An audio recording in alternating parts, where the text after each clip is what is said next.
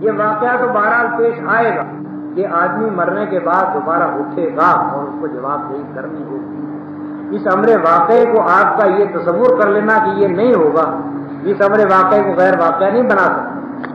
لیکن آدمی کو اپنی عقل سے کام لینا چاہیے کہ انبیاء علیہ السلام بھی یہ خبر دے رہے ہیں کہ آخرت ہوگی، اس کا ہونا ممکن ہے، اس کو ہونا چاہیے، وہ یقیناً ہوگی۔ اس خبر کے متعلق آدمی کو خود سوچنا چاہیے کہ یہ زیادہ معقول ہے،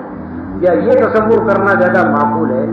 کہ یہ زمین ویسے ہی بن گئی ہے، یہ کائنات ویسے ہی بن گئی ہے، یا اس کو خدا نے بنایا تو ہے مگر بنا کے کہیں جا کے سو گیا ہے نعوذ باللہ اور اب یہ خود بخود چل رہا ہے، یا یہ تصور کرنا کہ اس کو بنایا تو ہے مگر بے مقصد بنایا، آخرکار کوئی نتیجہ ایک ہنگامے کا نہیں نکلنا۔ یہ ساری چیزیں آدمی کو خود غور کرنا چاہیے کہ ان میں سے معقول بات ہے۔ یہ تو ظاہر بات ہے کہ عالم آخرت کو آنکھوں سے دکھا دینے کا دعویٰ نہ نبی صلی اللہ علیہ وسلم نے کیا، نہ انبیاء علیہ السلام میں سے کسی نے کیا، نہ قرآن مجید کہتا ہے کہ ہم آنکھوں سے اب تمہیں دکھا دیتے ہیں کہ یہ آخرت ہے۔ لیکن ایک خبر دی جا رہی ہے، ایک عجیب و شان خبر کے مرنے کے بعد تم دوبارہ اٹھائے گے، اور دوسری خبریں یہ دی جا رہی ہیں کہ تم نہیں اٹھائے جاؤ گے، یا مرنے کے بعد تم بار بار اسی زمین پر چکر کاٹتے رہو گے۔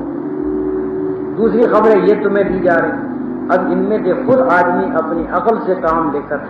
غور کرے گے کون سی بات زیادہ معقول ہے، انبیاء علیہ السلام جو بات پیش کر رہے ہیں وہ زیادہ معقول ہے، یا لوگوں نے اپنے قیاسات سے اور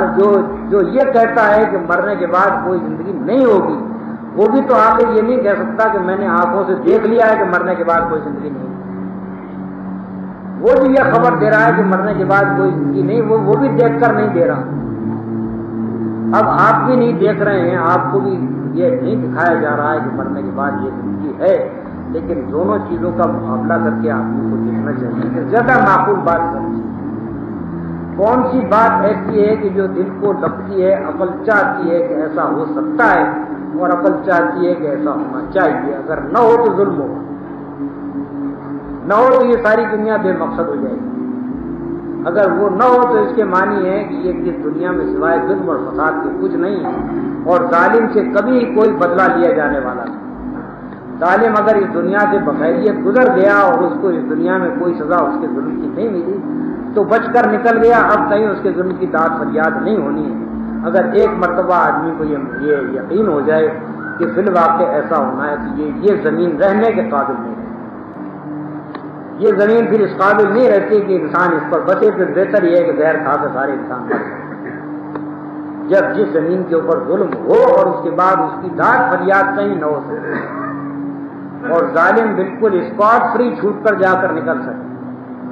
اور کبھی کوئی پوچھنے والا نہ ہو کہ تو دنیا میں کیا کر کے آیا ہے، تو پھر واقعی وہ زمین اس قابل ہے کہ اس کے اندر انسان رہے۔